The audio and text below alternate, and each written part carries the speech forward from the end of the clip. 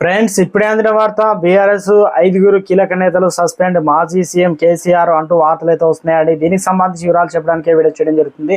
చాలా మంది వీడియోస్ ఉన్నారు కానీ సబ్స్క్రైబ్ మర్చిపోతున్నారని దయచేసి ఛానల్ సబ్స్క్రైబ్ చేసుకొని బెల్ ఐకాన్ ఆల్ పైన ట్యాప్ చేయండి. ఇటువంటి ఇంపార్టెంట్ ఇన్ఫర్మేషన్ మిస్ అవ్వకుండా మీ ఫోన్ నోటిఫికేషన్ వస్తుందండి. చాలా మంది చూస్తున్నారు కానీ మీరు లైక్ చేయడం లేదండి. దయచేసి లైక్ చేయండి, ఇన్ఫర్మేషన్ అందరికీ తెలుస్తుంది.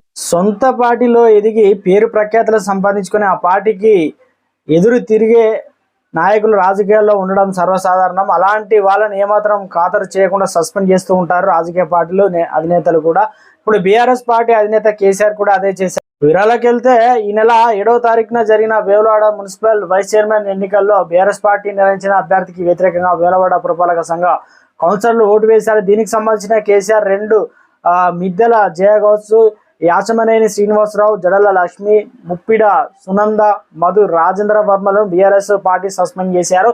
బాధ్యత రహితంగా వివరించినందుకు గానీ ఈ చర్యలు తీసుకున్నట్లు లేఖలు కూడా పేర్కొన్నారు. రాబోయే రోజుల్లో ఇలా ఎవరు వివరించినా విస్మరించేది లేదని కఠిన చర్యలు తీసుకుంటామని చెప్పుకొచ్చారు.